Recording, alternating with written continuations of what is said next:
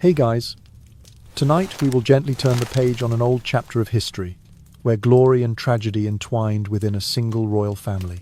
Just think about it. Two sisters, both the blood of the brutal King Henry VIII, yet they were as opposite as day and night.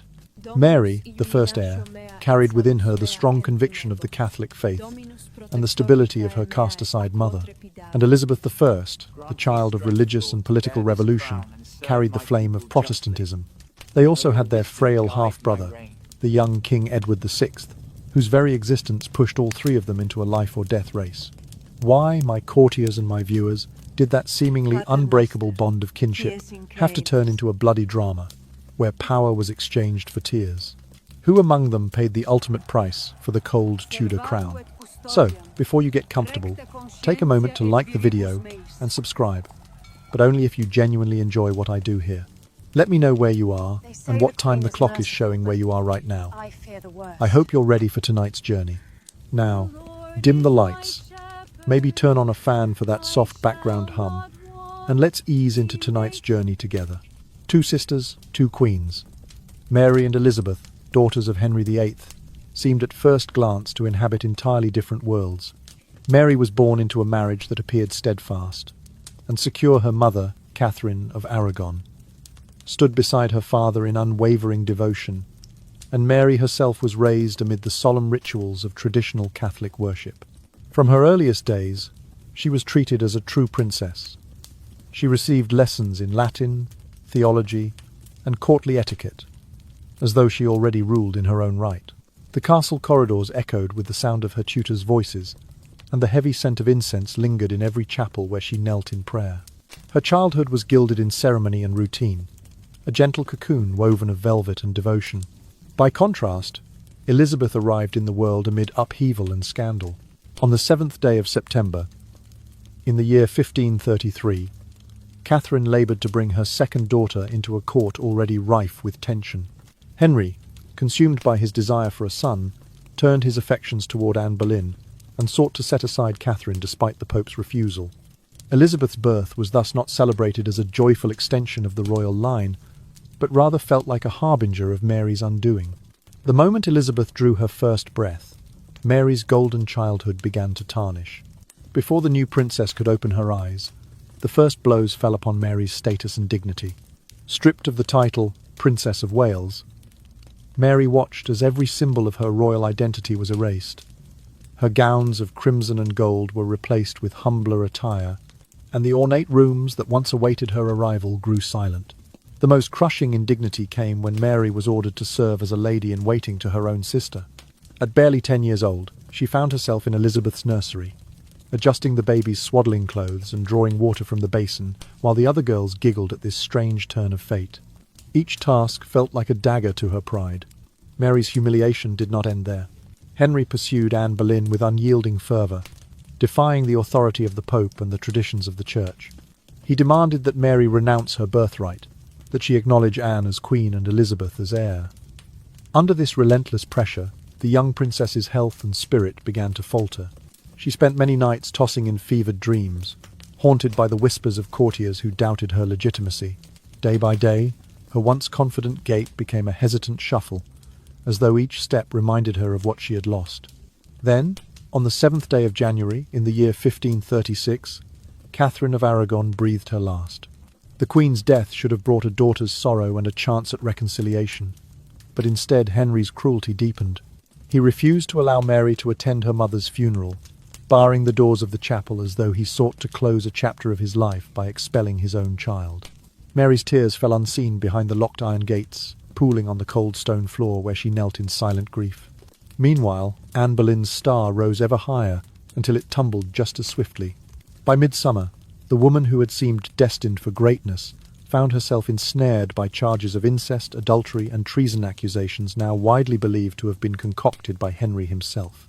In a matter of weeks, Anne went from walking beside the king in state processions to kneeling at the block, her white gown stained with dew, and her final prayers barely more than a trembling whisper. Her execution revealed the fragility of favour and power under Henry VIII's rule. Nothing was secure, and every triumph held the seeds of its own destruction. Thus, in the span of a few short years, Mary's life shifted from radiant promise to a terrain of sorrow and uncertainty. The lineage that Henry had sought to secure for his dynasty instead unravelled in public spectacle, leaving two sisters bound by blood, yet torn apart by ambition and betrayal. And so Mary grew older in that uneasy twilight, her dreams of queenship buried beneath the shrouds of loss and humiliation, while Elizabeth, the child of upheaval, lay swaddled in the hopes and fears of a court forever changed. After witnessing the fall of Anne Boleyn and the death of her mother, Mary found herself at a heart-wrenching crossroads. The proud princess, who had once knelt in splendid chapels and walked in silken gowns, was forced to bow before her father's will. With trembling lips, she acknowledged Henry as supreme head of the Church of England, and accepted the painful decree that branded her an illegitimate daughter of the king. Though the act restored her to courtly life, it could never restore her to the status of Princess of Wales or Princess Royal titles now forever stripped from her grasp. In the autumn following her concession, the court celebrated Jane Seymour's safe delivery of a son, Edward VI, fulfilling Henry's fervent wish for a male heir. The joyous arrival of this long-desired prince seemed, at least for a moment, to soothe the wounds between the two sisters. Both Mary and Elizabeth now shared the same precarious label of illegitimacy in the eyes of the law, and they were bound by a younger brother who, even as an infant, commanded the full devotion of the realm. In the candlelit halls of Whitehall Palace, tutors spoke softly to Elizabeth of Latin declensions and arithmetic, while Mary, ever mindful of her new position, observed from nearby, her heart a mixture of relief and lingering sorrow. Elizabeth's fortunes improved markedly. No longer relegated to the shadows, she was granted a more comprehensive education alongside her little brother. She learned to play the virginal and to recite classical poems, her pale fingers dancing across the keys as though weaving spells of promise. Meanwhile, Mary found that her father's anger had softened, at least temporarily. He permitted her to attend court, to walk again under the banners that bore the Tudor rose, and to dine at the same tables as his other children. Yet, the memory of past humiliations remained etched in her mind. The barred chapel doors, the empty pew where she had once prayed beside her mother, the silken pocket squares of courtiers who once whispered of her disgrace. Life at court settled into a fragile equilibrium. Jane Seymour, the gentle third wife, showered Mary with kindness, treating her as an elder sister rather than a political inconvenience. For brief weeks, Mary felt a warmth in her chest she had not known in years, a sense of belonging that flickered like a candle's glow in the winter night. But that light was extinguished when Jane herself passed away only days after Edward's christening. The palace corridors grew cold once more, and Mary's relief turned to quiet mourning. Henry married 3 more times, each union failing to produce another child. Catherine Howard and Catherine Parr graced the throne in succession, yet neither bore the much-sought son. Throughout these changing seasons of marriage and intrigue, Mary and Elizabeth remained tethered to their uncertain status.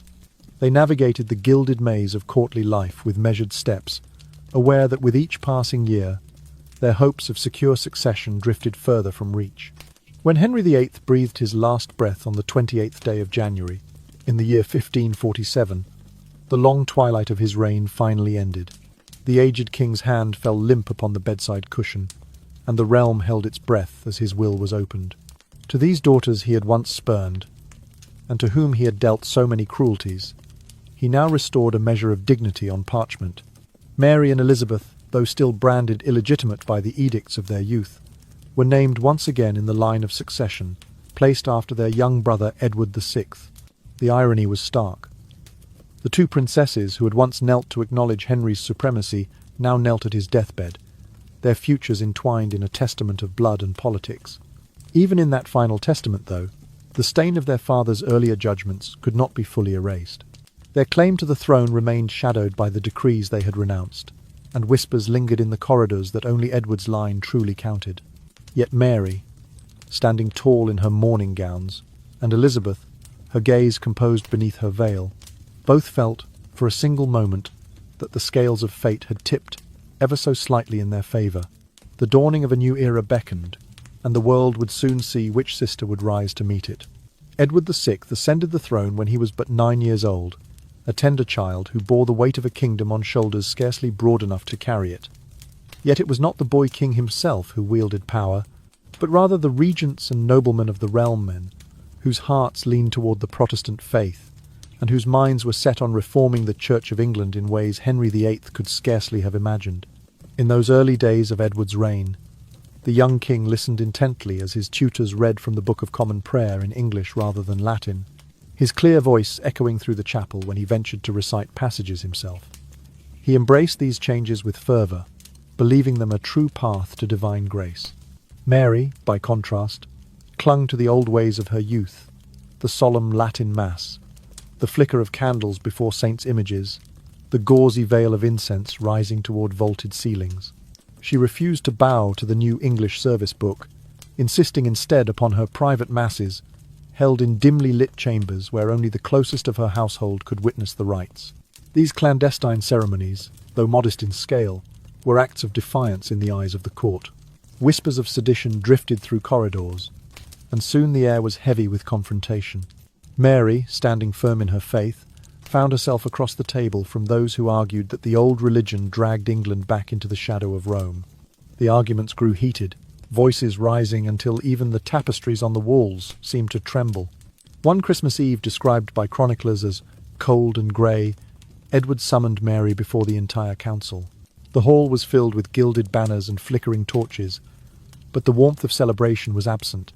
As the king, still but a boy in velvet robes, presided over the gathering, Mary knelt in her scarlet gown, tears tracing quiet paths down her cheeks.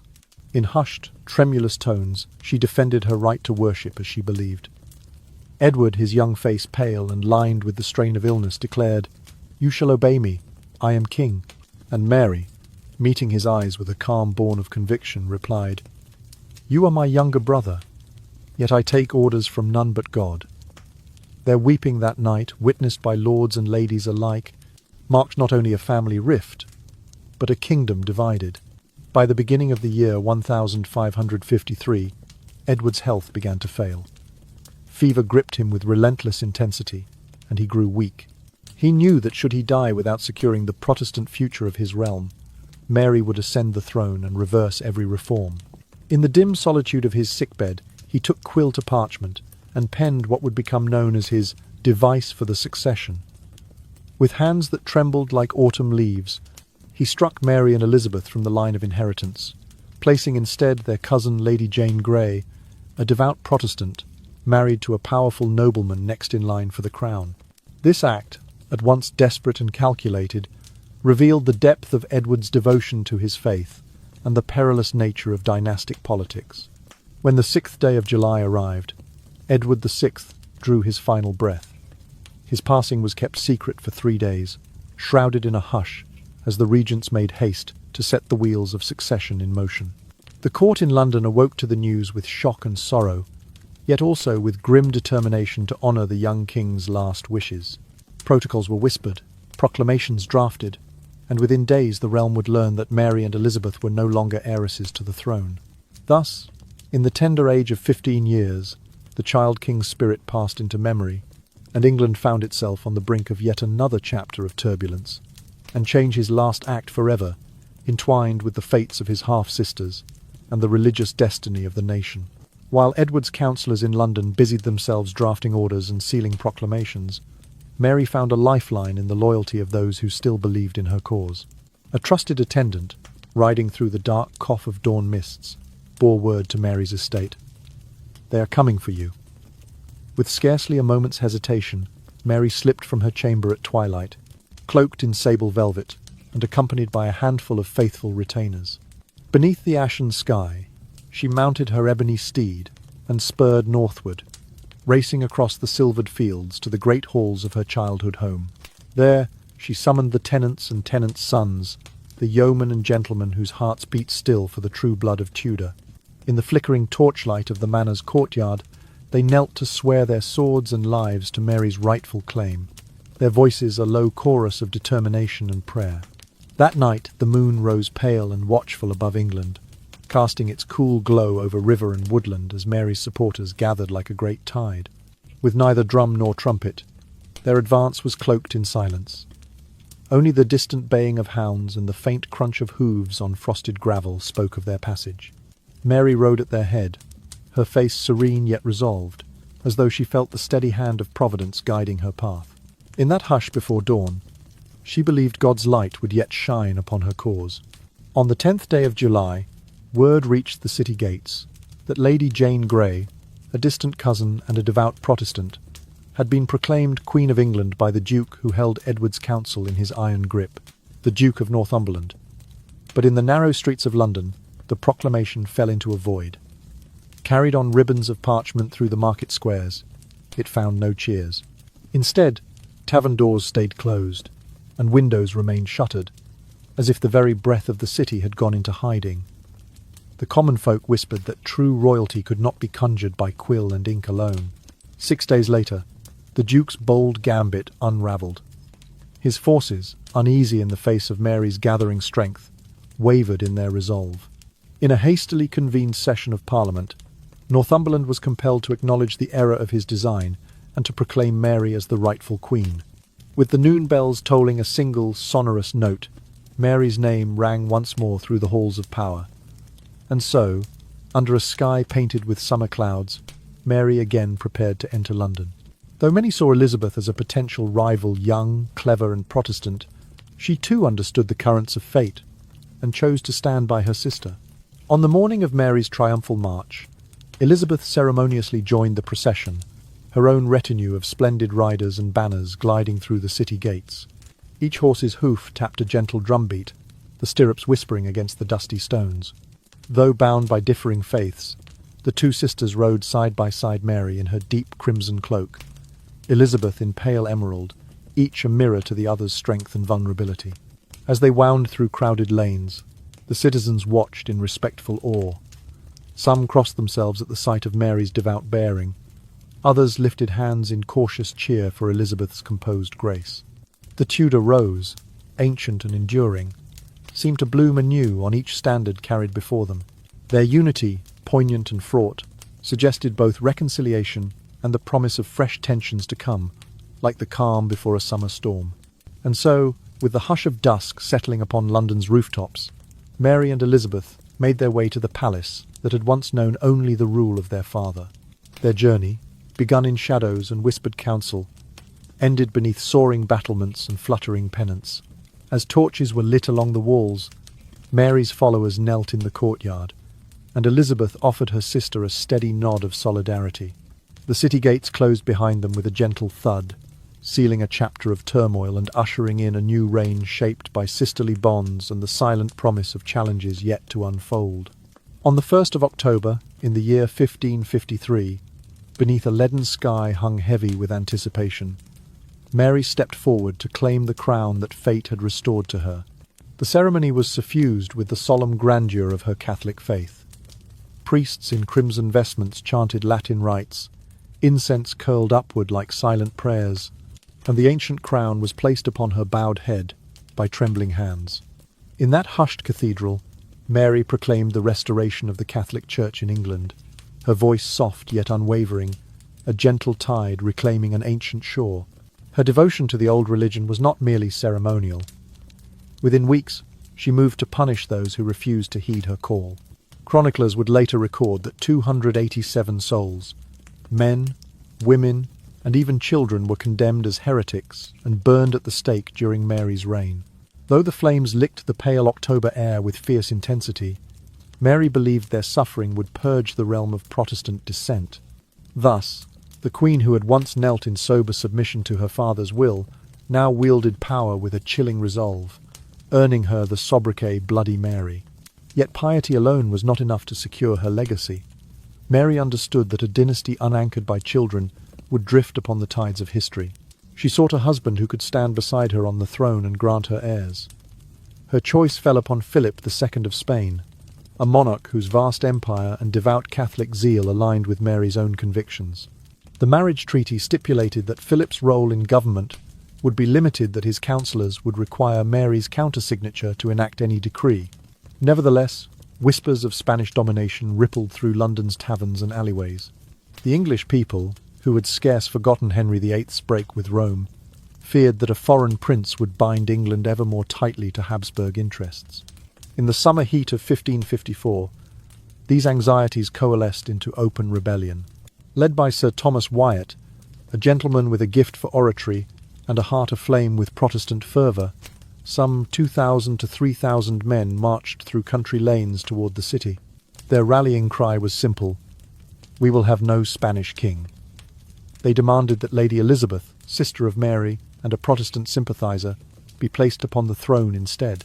Mary's regime, taken by surprise, moved swiftly to quash the uprising, but not before suspicion had been cast upon Elizabeth herself.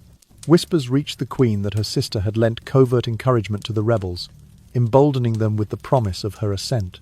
In a cruel turn of fate, Elizabeth found herself accused of treason, the same crime that had cost Anne Boleyn her head. Under guard, Elizabeth was led to the Tower of London, its ancient stones echoing with the footsteps of royalty and revolution alike. There, she was confined to the same chambers once occupied by her mother before Anne's execution. The corridors seemed to sigh with memory, as though the ghosts of past tragedies lingered in each shadow. Mary, her heart torn between justice and mercy, drew a pen to sign the death warrant for her sister. Yet, at the final moment, she paused. Perhaps it was Elizabeth's letter, written in delicate copperplate and pleading for forgiveness, that stayed her hand. Or perhaps Mary, weary of bloodshed and fearful of tearing the realm further apart, felt a sudden pang of conscience. Whatever the cause, the Queen withdrew her signature, sparing Elizabeth's life.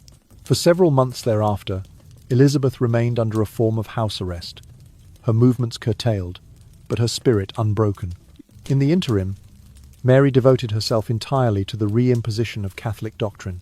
She dispatched commissioners to every county, enforcing recusancy laws, closing Protestant chapels, and ensuring that only the Latin Mass was celebrated. Her courtiers, emboldened by the Queen's example, offered little quarter to dissenters. Public sermons in English were outlawed. Books preaching Reformed theology were burned in market squares. Every corner of the realm felt the tightening grip of Mary's vision. And yet, in the cool quiet of her tower apartments, Elizabeth bided her time. She read her prayer book in secret, her faith a fragile flame shielded from the wind. She composed small, hopeful verses, sending them by unseen hands to friends outside the walls. Then, as autumn's golden light began to fade, news arrived. Mary had decided that further imprisonment served no purpose.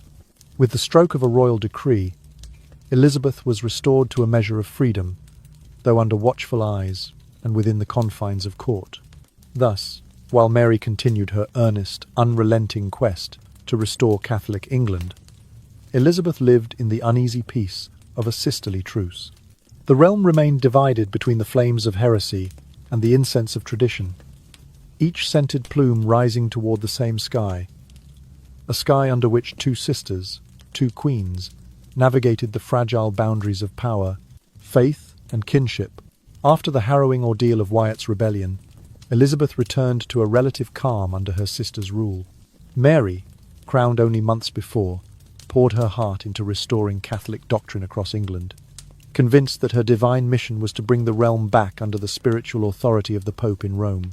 Yet, despite her unyielding faith, Mary found little comfort in her marriage to Philip II of Spain. Once idealized as a grand alliance, Philip remained a distant figure, formal, and reserved his heart evidently tethered to his native court rather than to Mary herself. In the spring of 1555, Mary believed herself to be with child. The court buzzed with anticipation, and even the most hardened skeptics dared to hope that a Catholic heir might secure the Tudor dynasty's future. For a time, the palace was suffused with cautious joy. Courtiers whispered blessings in low tones, and chamberlains carefully arranged painted gloves and embroidered kerchiefs in celebration. Yet as the months passed, Mary's stomach, once thought to swell with life, remained stubbornly unchanged. Rumours began to drift through the corridors like drifting incense. Some spoke of a phantom pregnancy, others of a grievous illness. When Mary, with tears in her eyes, was obliged to acknowledge publicly that she was not, in fact, carrying an heir, the humiliation cut deeper than any political defeat. The choir that once sang hymns in her honour was silenced by shock, and Mary's radiant hopes collapsed in a single crushing confession. Philip, witnessing the collapse of his wife's greatest aspiration, gradually withdrew from the English court. He slipped away under the cover of night to return to Spain, leaving Mary alone in her grand palace. The people who once lined the streets to cheer their queen now averted their gazes or muttered laments under their breath. Those who had cried, "Vivat Regina!" now wondered if their fervour had been misplaced. Mary, once surrounded by allies and advisers, found herself adrift amid a sea of doubt and disappointment. Meanwhile, Elizabeth, familiar with court intrigue and ever watchful, took quiet steps to strengthen her own position. From her refuge at Hatfield, she welcomed Protestant gentry and ambitious nobles to her side, forging bonds that would one day underpin her own reign. Though she maintained a respectful posture toward Mary, Elizabeth's network of supporters grew steadily, their whispered loyalty like seedlings emerging through the cracks of a crumbling kingdom. By 1557, Mary's power had reached its zenith and then tumbled precipitously. A cholera-like outbreak swept through London and the surrounding counties, and Mary herself fell gravely ill. Some physicians of the day suspected ovarian cancer as the cause of her persistent pains and swelling, though definitive diagnosis remained elusive. Day by day, the Queen's strength waned. She found it increasingly difficult to sit through council meetings or to stand for the lengthy Catholic masses she so cherished. As mid-1558 dawned, the realm watched with a mixture of pity and relief. Mary's features, once stern and resolute, softened into fragile lines of fatigue. Courtiers spoke in hushed tones of divine chastisement, believing that a harsh and unyielding queen brought suffering upon her people. The rift between Protestants and Catholics, so fiercely fought over, now seemed a distant echo in the weary hearts of English men and women. Many looked toward Elizabeth, the rising sun. They called her with renewed hope that a new era would dawn. In those final months, Elizabeth continued her quiet preparations, consulting with her own allies and ensuring that, should Mary's life draw to a close, she would be ready to assume the throne. She was mindful of the delicate balance required to unite a divided nation, even as she girded herself for what lay ahead. At last, on the 17th day of November in the year 1558, Mary's valiant struggle ended. The Queen, who had tried so fervently to restore England to the old faith, passed away in her chambers, leaving the crown room silent and the nation breathless. The gilded seats where bishops once knelt lay empty, and the grand doors of Westminster Abbey closed behind her coffin. In the hush that followed, England stood poised between a fading past and an uncertain future, its faith and loyalty fractured, but ready, at last, to greet a new sovereign. When the news of Mary's passing reached the ancient walls of the Tower of London, the air inside was as still as a midnight chapel. Gone were the clanging irons, and the watchful suspicions that had shadowed Elizabeth's own confinement just years before. Now, instead of sentiment of dread, there was a hushed expectancy. Courtiers and guards alike paused in their duties, their breath caught between sorrow for the departed Queen and reverence for the one who would follow. Elizabeth emerged from Hatfield House before dawn on the 18th day of November, in the year 1558, draped in a gown of deep violet embroidered with Tudor roses in silver thread. There was no fanfare of trumpets or blaze of banners to escort her. The quiet dignity of her bearing spoke more eloquently than any martial display. As she rode through the city's narrow lanes toward the Thames, Londoners clustered at windows and doors, faces pale with emotion. When Elizabeth passed, a single cry rose from the crowd. "Vivat Regina! Long live the Queen!" And it echoed off the stone walls, shattering the weighty silence of 6 tumultuous years under Mary's rule. From the moment she entered Westminster, Elizabeth set herself apart from her sister's reign by the choices she made for her coronation ceremony. The ancient abbey was prepared not as a stage for triumphant Catholic ritual, but as a scene of solemn national unity. The Latin intonation of the Mass was replaced with an English anthem composed for the occasion, its melody weaving through the arches like a gentle breeze. Behind her, bishops of both Anglican and moderate Catholic sympathies stood side by side, their vestments a tapestry of purple and white. When Elizabeth knelt to receive the anointing oil, the Archbishop's hands hovered briefly as though weighing the kingdom's hopes. Then, in measured tones, he anointed her, and she rose to her feet bearing a sceptre in one hand and an orb in the other, symbols not simply of divine right, but of her resolve to balance old faith and new. She spoke no long sermon that day, yet her sole declaration at the close of the service spoke volumes. "I will have one religion in my realm, that which shall be thought most godly by the common weal of all. This promise of a middle way, a compromise between the extremes of papal authority and radical reform, kindled hope in hearts still worn by years of persecution. Where Mary had burned heretics, Elizabeth would seek to persuade them. Where statutes had been harsh, she would govern with mercy. In the weeks that followed, the newly convened Privy Council gathered within the Painted Chamber, its walls adorned with Tudor portraits that seemed to watch Elizabeth's every move. Among the councillors were staunch traditionalists, who still cherished the old faith, and reformers who longed for fuller Protestant liberty. Elizabeth listened to their debates with a serene patience, her eyes reflecting both the flicker of torchlight and the quiet depths of her mind. Bishops once loyal to Mary found themselves reassigned to remote bishoprics, or encouraged to retire to private chapels, while moderate clergy who could embrace the new settlement rose to prominence. On the 20th of December, the Act of Uniformity passed through Parliament, restoring the Church of England under the Crown, but retaining many ceremonial vestiges, kneeling at communion, the use of candles, and chanted psalms in Latin alongside English lessons. Parish churches reopened with English prayer books on their altars, and sermons once banned were read aloud without fear of arrest.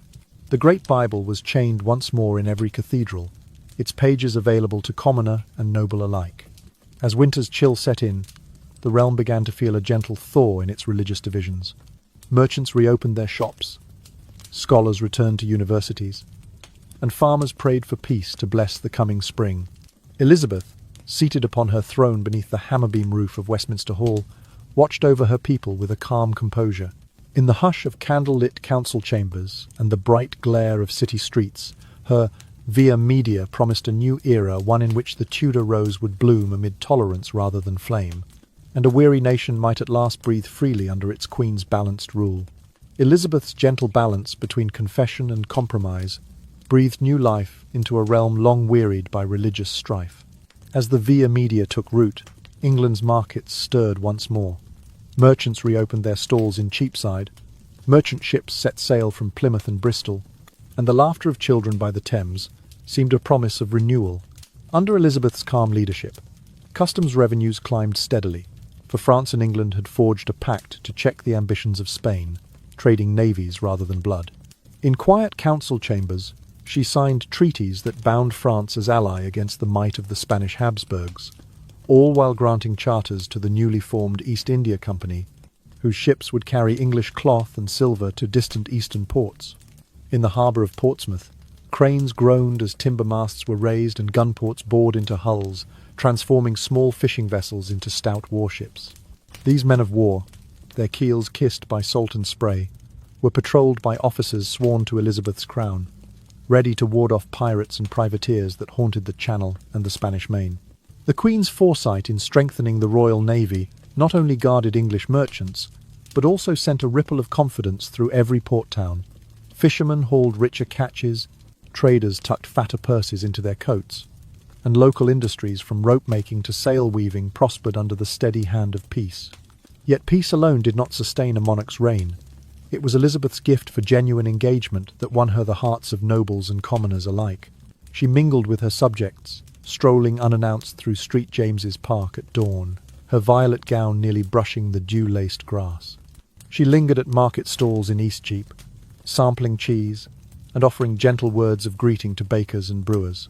In the echoing halls of Parliament, she spoke not as a distant sovereign, but as a concerned neighbour, her eloquence weaving threads of unity. "Let us remember," she would murmur, "that the strength of this land lies not in gold alone, but in the loyalty of its people." Her speeches, measured and heartfelt, quelled factional rancour and encouraged compromise, so that lords of differing beliefs found common ground in their shared devotion to crown and country. By 16th century standards, such empathy from a monarch was a marvel. Where Mary's reign had been marked by the harsh hammer of punishment, Elizabeth held out an open hand.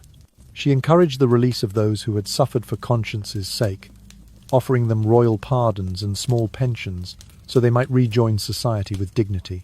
In this way, her reputation as a wise and benevolent ruler spread through taverns and courtly drawing rooms alike. Poets dedicated sonnets to her fairness.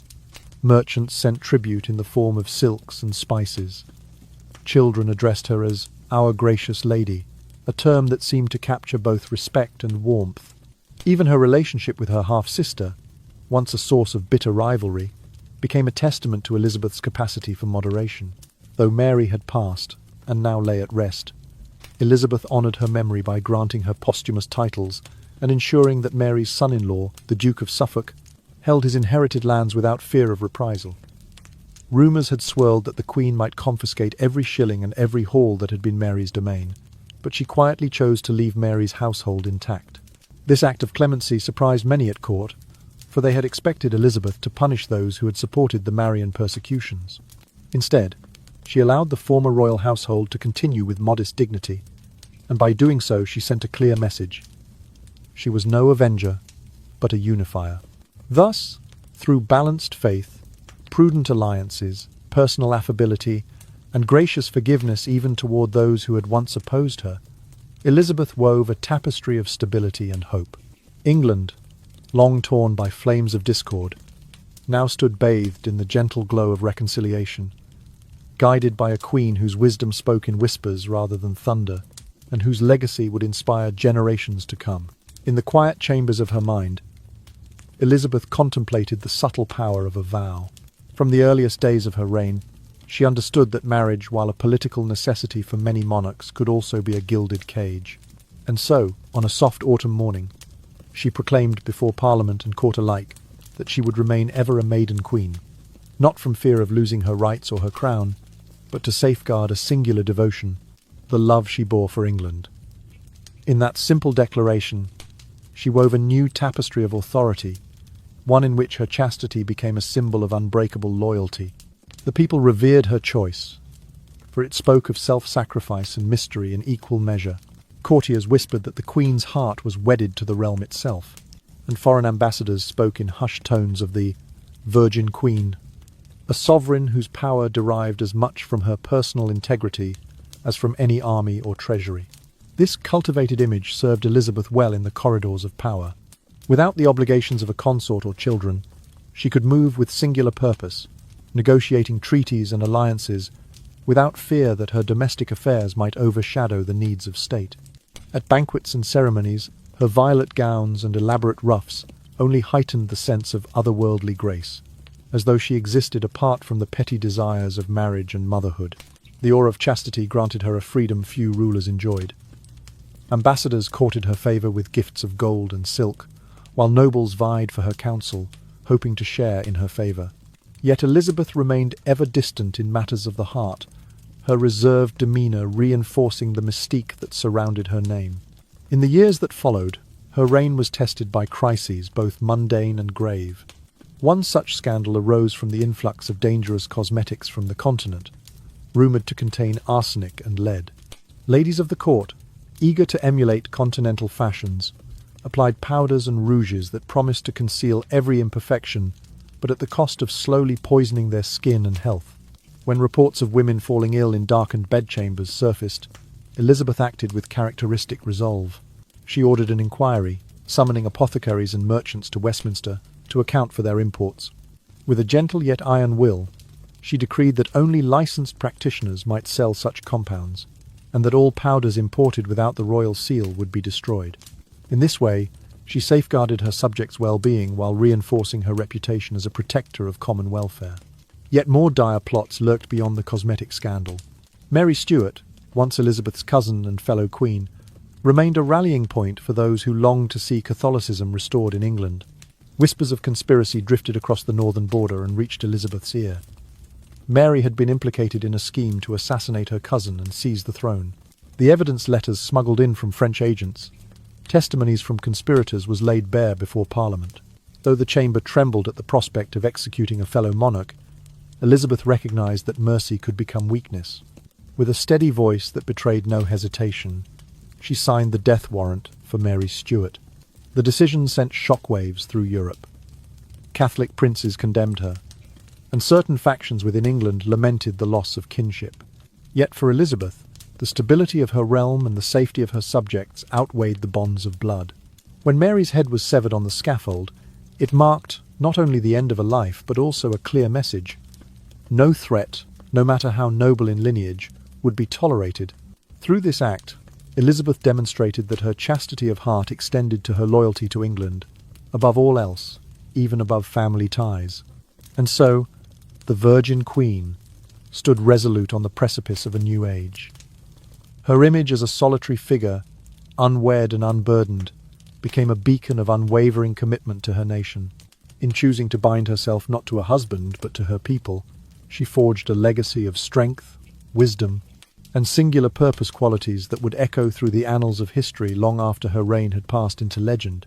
In the twilight of her years, Elizabeth maintained the delicate balance of domestic harmony and international power that had defined her reign. She presided over the founding of the Honourable East India Company in the year 1600, granting charters that would send English vessels far beyond the western seas to the spice islands and markets of India. She sanctioned privateers, state-licensed corsairs, among whom Sir Francis Drake was foremost, his swift ships and daring raids against Spanish treasure fleets, sending tremors through Madrid. Through these ventures, England evolved into a maritime power to be reckoned with, her flag unfurled across oceans that Henry VIII had never glimpsed. As the years wore on, Elizabeth foresaw that her own line would end with her, for she had chosen never to marry nor bear children. Yet she laid careful foundations for a stable succession. She strengthened the role of Parliament, refining laws and customs so that the realm's governance would not crumble when her own light dimmed. She enacted statutes clarifying the rights of subjects to petition their sovereign, and she supported the common law courts in their efforts to administer justice fairly. Through these measures, she ensured that the machinery of state, once creaking under factional strife, would continue to turn smoothly, guided by the principles of order and equity she had championed. Even as age claimed her strength, Elizabeth remained vigilant in her duties. On her sickbed, she summoned daily dispatches, reports of foreign ambassadors, accounts of harvest yields, updates on pirate activity in the Channel. She quizzed her councillors on the state of garrisons along the Scottish border and on the readiness of the navy for any new threat. Her body may have been frail, but her mind persisted in its keen scrutiny. Each new instruction penned with a hand that trembled like autumn leaves yet held firm to the pen. At last, when the 24th day of March in the year 1603 arrived, Elizabeth drew her final breath within the cloistered walls of Richmond Palace. Those present describe a hush that fell over her chamber as the Queen passed, as though a great bell had tolled in the heart of the nation. In that quiet moment, she left behind a realm transformed. Once torn by religious fires and dynastic strife, England now stood united under a mature system of governance and a flourishing maritime empire. Her legacy was carried forward by James VI of Scotland, who became James I of England upon her death. His accession marked the union of the crowns, a dynastic milestone that Elizabeth herself had neither secured nor thwarted, yet one that owed much to the stability she had wrought. The Stuart era dawned not in the flames of rebellion, but in the careful structures established under Elizabeth's watchful eye.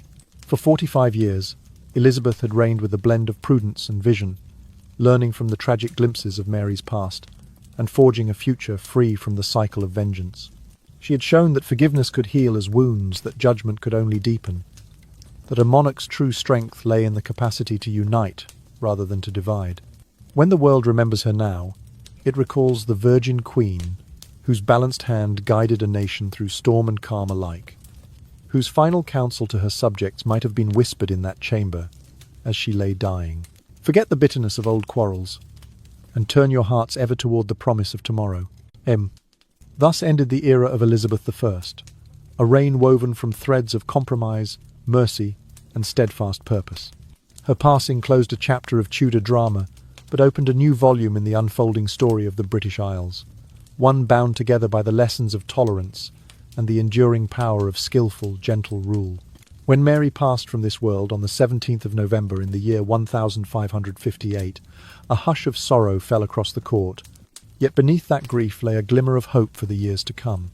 In the gentle days that followed, Elizabeth was raised to the throne as Queen Elizabeth I, inaugurating an era destined to span 45 years. The coronation itself was a study in understated grace. Beneath the soaring arches of Westminster Abbey, Elizabeth knelt and received the Tudor crown, her soft violet cloak trailing over the cold stone floors. She wore no ornate Catholic vestments, nor summoned the elaborate rituals of Rome. Instead, She wove together time-honoured Anglican tradition with the lightest touch of reform. A choir sang in English, their voices rising like a morning breeze, and the symbols of Catholic ceremony, candles, golden chalices, and incense were retained in measured abundance to soothe the hearts of moderate believers. In that balance of old and new, Elizabeth laid down her creed. The Church of England would stand independent of papal power, yet remain a sanctuary of solemn ritual. From the very outset of her reign, Elizabeth displayed a diplomat's art. She extended her hand in alliance to France and the United Provinces of the Netherlands, forging bonds to counter the growing might of Spain. Treaties were signed in candlelit chambers, their parchments sealed with wax bearing the royal monogram. She granted privileges to the Dutch merchants and later to the Danes, opening corridors of commerce in exchange for assurances that their fleets would sail in mutual defence. Into this web of alliances, she wove the talents of her most trusted counsellors, William Cecil, Lord Burghley, whose steady wisdom guided foreign policy, and Sir Francis Walsingham, whose keen intelligence network reached into every shadowy corner of Europe. Under their counsel, England's reputation at court and abroad rose like the morning sun, and her navy, once but a handful of modest vessels, grew into a fleet capable of guarding the Baltic coasts and patrolling the western shores of France. At home, Elizabeth turned her gaze toward the wealth of distant seas. In the year 1600, she granted a charter for the East India Company, a venture that would one day spread English sails across the Spice Islands and the rich markets of India. To encourage these ventures, she funded merchant ships and even licensed state-sanctioned privateers, among them the daring Sir Francis Drake. His swift, black-hulled vessels struck at Spanish treasure galleons, and the silver and spices he brought back swelled royal coffers. Under Elizabeth's watchful eye, customs revenues climbed steadily, and the crown's purse was replenished without the need for burdensome taxes. Towns along the Thames and the Solent prospered, workshops hummed with the forging of nails and the weaving of sails, and the bustle of ships loading wool and tin gave a new rhythm to England's harbours. In tandem with her policies, Elizabeth perfected the art of her own image, becoming the legendary Virgin Queen. She declined every suitor who knelt before her, from Francois, Duke of Anjou, whose French courtship promises had glittered like jewels, to Robert Dudley, her boyhood companion whose unwavering affection was said to outshine the stars. By remaining unwed, she ensured that her own heart would never be divided, that no foreign husband might claim authority over her decisions. Her choice lent her an air of mystery, as though she were wedded to the soul of England itself. Through this blend of diplomatic skill, maritime ambition, economic innovation, and personal mystique, Elizabeth secured the loyalty of both the common folk and the nobility. Her policies breathed new life into Parliament, strengthening the very institutions that would guide England long after her reign had ended. Abroad, foreign powers found themselves mindful of the maiden monarch, whose will was as firm as her vow of virginity. And at home, in quiet assemblies and bustling marketplaces alike, people spoke her name with affection. "Our gracious lady," they whispered, "protector of our island spirit." In this way, Elizabeth I shepherded a nation from the brink of division to the dawn of its golden age. Her legacy etched in every ship that plied distant waters and every statute that fortified the realm. In the quiet hush of the early 17th century, as dawnlight filtered through the mullioned windows of her councils, Elizabeth faced threats both from within her realm and from abroad. Among the most insidious was the Babington Plot of 1586, a conspiracy born of extremist zeal among certain English Catholics who, in their fervour, allied themselves with Mary Stuart, the exiled Queen of Scotland. Through the keen network of spies, orchestrated by Sir Francis Walsingham, the plot was uncovered in time. Letters smuggled between Mary and the conspirators, hidden in barrels of wine and baked into loaves of bread, revealed designs to assassinate Elizabeth and place Mary upon the English throne. In Westminster Hall, Mary's trial unfolded with solemn gravity, her dignity at odds with the weight of the charges. When Elizabeth affixed her signature to the death warrant on the 8th day of February in the year 1587, she sealed Mary Stuart's fate. Though the decision rent the fabric of Catholic sentiment at home and abroad, it removed the gravest threat to the Tudor line and sent a clear signal to Philip II of Spain that England's crown would not be won by subterfuge.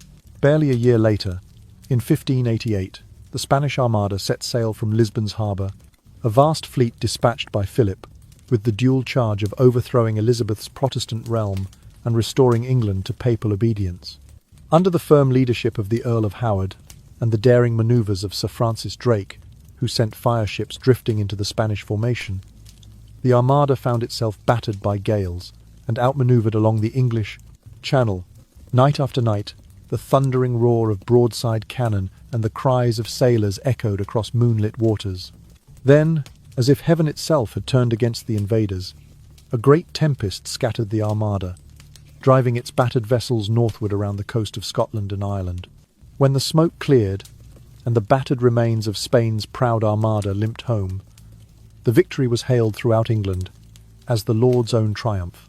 Elizabeth, standing on the White Tower's ramparts, declared it God's victory, affirming that the defence of the Anglican faith was nothing less than a divine mission. The result was a surge of national pride and unity, knitting together a country long rent by religious strife. Amid these trials of statecraft and warfare, the cultural life of Elizabeth's kingdom flourished into a golden age. The Queen herself, a learned patron, welcomed playwrights and poets into her court. William Shakespeare penned his early comedies and histories under the flicker of candlelight in the Globe Theatre. Christopher Marlowe's bold verse echoed through the galleries of Blackfriars. Edmund Spenser's epic couplets found voice in the moonlit groves of his pastoral settings. At Whitehall Palace, masques and revels marked every turning of the season, with gilded stages erected upon marble floors and masked musicians weaving melodies that spoke of heroism and love. Elizabeth, fluent in French and Italian and versed in the Latin of Scripture, delighted in these gatherings.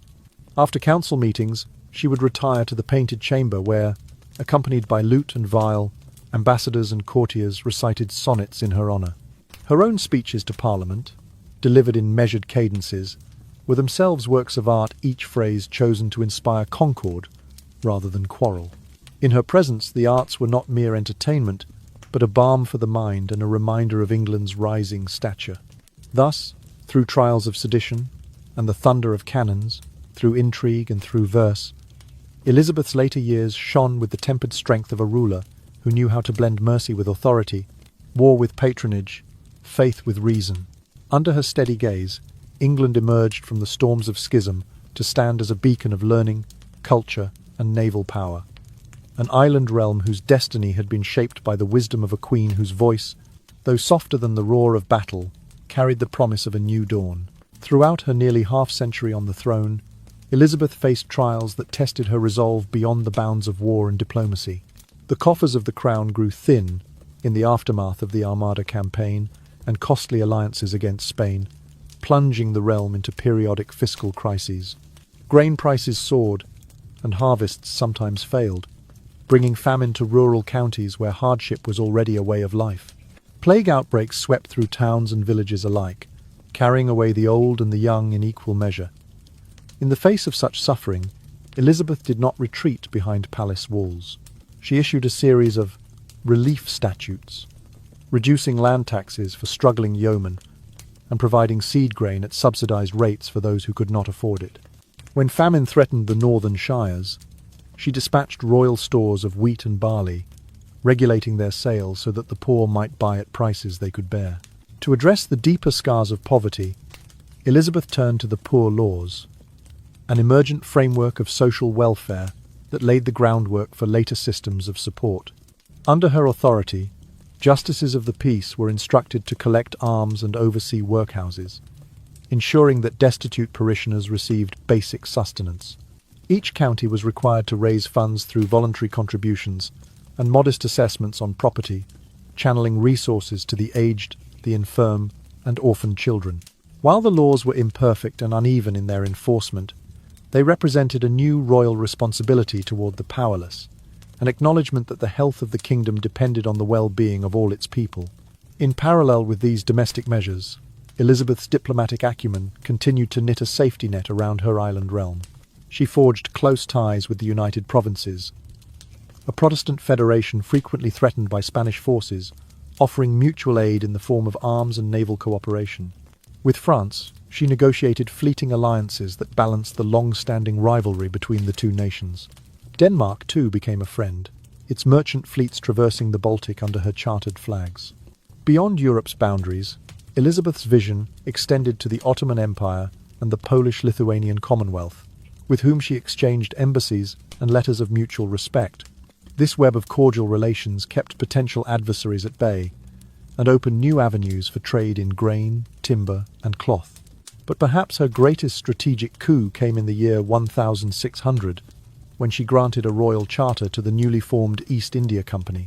With this charter, a group of merchants was empowered to establish trading posts in India and the Indonesian archipelago, laying the foundations for a global empire that would flourish long after Elizabeth's time. They secured harbours at Surat and later Madras, while Bombay, granted by Charles Stuart after her death, would become the crown jewel of England's Indian possessions. Though she would never see their full operation, Elizabeth's charter marked the dawn of an age in which English ships would bear tea and spices back to London's docks, enriching both merchant and crown. On the home front, Elizabeth's legacy is most evident in the balance she struck between the throne and Parliament. She understood that a monarch who ruled alone risked alienating those whose consent was essential for taxation and legislation. Thus she called Parliament to session at regular intervals, consulting with both the House of Lords and the Commons on matters of revenue and law. Debates were vigorous, but Elizabeth's presence ensured they remained respectful. She would listen patiently, then offer her guidance in a measured speech that reminded members of their shared duty to the realm. In this way, she disciplined factional ambitions and built a framework of governance that combined royal prerogative with parliamentary participation. Under Elizabeth's model, the machinery of state became more efficient, shedding the excesses of medieval bureaucracy in favour of a streamlined civil service. Officials were appointed for their competence rather than their pedigree, and record-keeping improved so that decisions could be enforced uniformly. The Court of Star Chamber, which Elizabeth had empowered to root out corruption and land grabs by powerful nobles, became a deterrent against abuse of office and bribery. Its judgments, delivered with equitable precision, sent the message that no man was above the law, an idea radical for its time.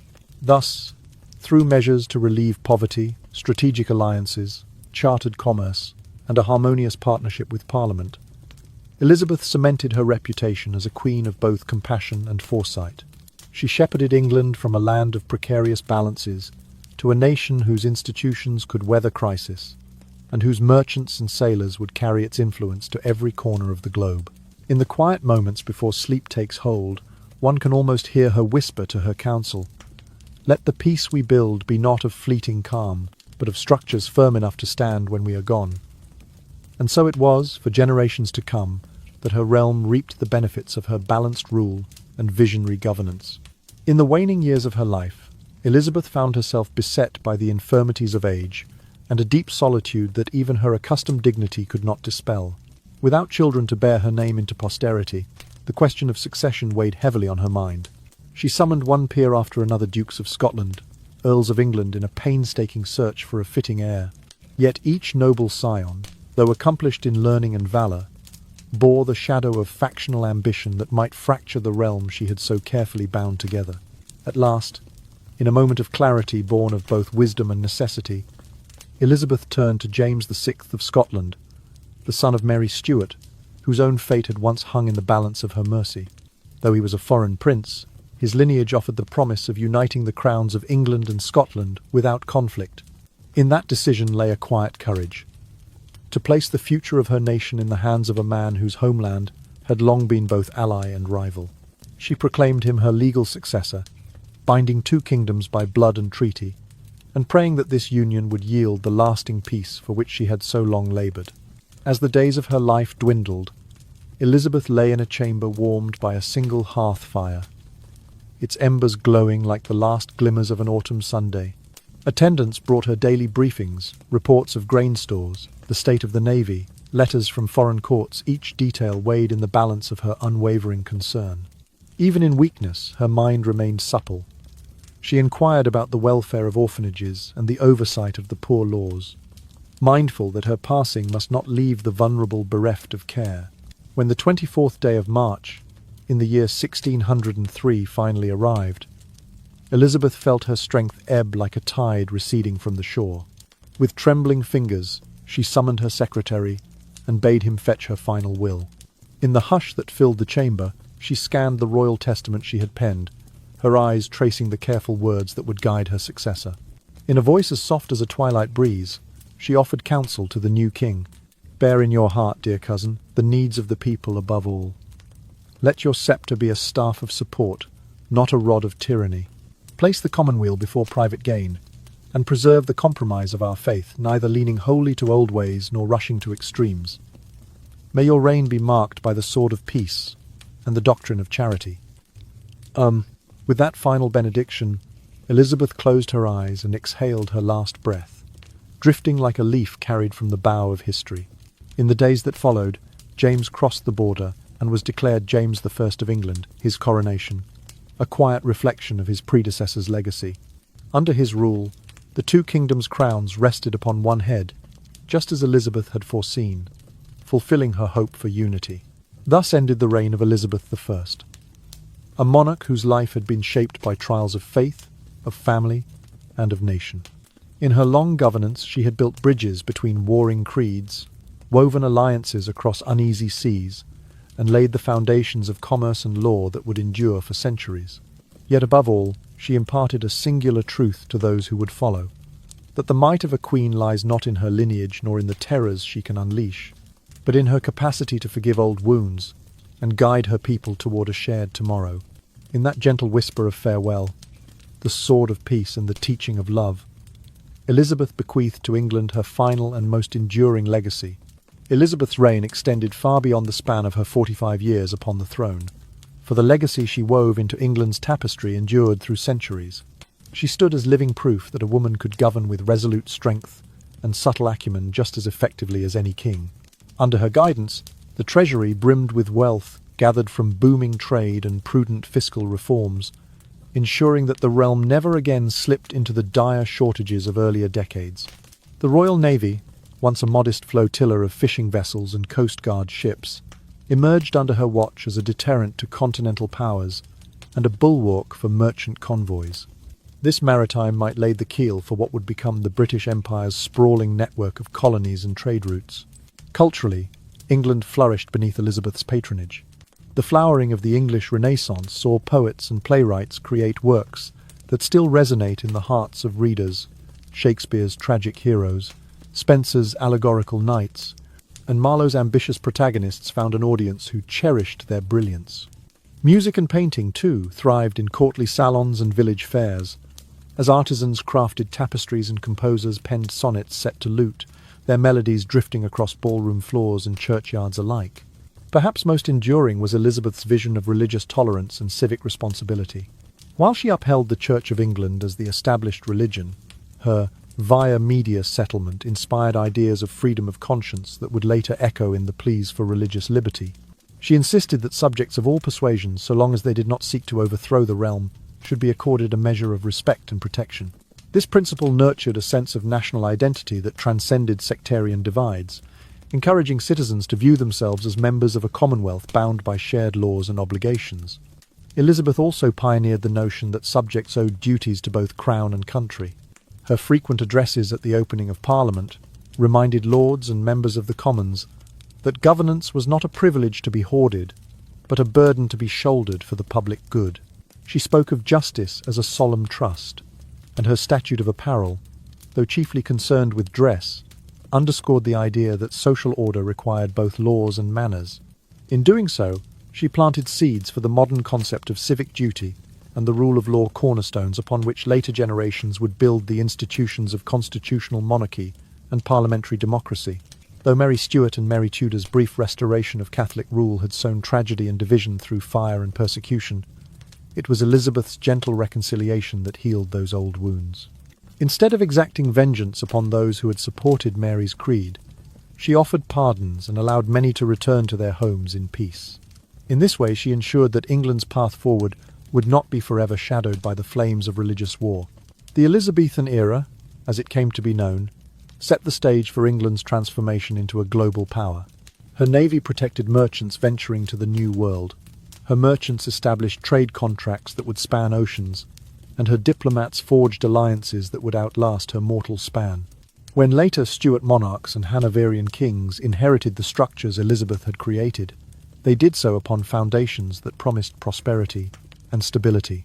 Above all, Elizabeth I's life stood as testament to the potency of tolerance, intellect, and political finesse. In the quiet hours before dawn, with the kingdom at rest, she might have reflected on the burdens she bore and the triumphs she secured. Her story reminds us that true power lies not in the sword's edge or the flame of persecution, but in the steady hand that guides a nation toward unity and the compassionate heart that seeks enduring peace. Thus, the Virgin Queen's legacy endures, an enduring symbol of enlightened rule and the gentle strength that shapes the course of history. And so, as the gentle tide of history settles into the quiet coves of memory, we close our eyes upon the rise and reign of Elizabeth I. Her courage tempered by compassion, her authority framed by tolerance. In the hush that follows, let us rest in the knowledge that a single life, guided by wisdom and restraint, can transform the fortunes of a nation, weaving together fractured hearts and forging pathways of peace where once there was only division. The true lesson she leaves us is that power, when balanced by mercy, becomes not a weapon of fear, but a lantern of hope, illuminating the darkest reaches of human discord with the soft glow of understanding. Imagine now those last, fading embers of candlelight in the great halls of Whitehall, the hush of tapestries drifting in an unseen breeze, and the distant murmur of waves against the Thames embankment. Feel the weight of gentle silence pressing softly upon your eyelids, as the story's final words dissolve into the lingering fragrance of incense and old parchment. Let the image of Elizabeth's calm countenance, set against a tapestry of violet and silver, fade like a dream slipping through the fingers of sleep. Breathe deeply, and allow the warmth of these reflections to settle in your heart. That compassion can outlast cruelty, that unity can grow from the soil of compromise, and that a leader who listens can guide more surely than one who commands. In this quiet moment, know that the past is a gentle teacher, and the future waits patiently for the seeds we plant today in understanding and kindness. Now, as the world around you drifts toward slumber, may your thoughts be soft and kind, your worries loosen their grip, and your mind find rest in the promise of a new dawn, a dawn born not of conflict, but of shared dreams and common purpose. May the gentle whisper of good night carry you on a cloud of peace, and may the lessons of a bygone queen linger in your dreams as a soothing balm against the cares of waking life. Sleep well, dear listener, and when you awake, carry with you the spirit of balanced rule and empathetic strength. If you would journey with us again through the corridors of time and the quiet moments of history's most compelling souls, do subscribe to our channel, so that each new story may find you refreshed, inspired, and ready to dream once more. Good night, and sweet dreams.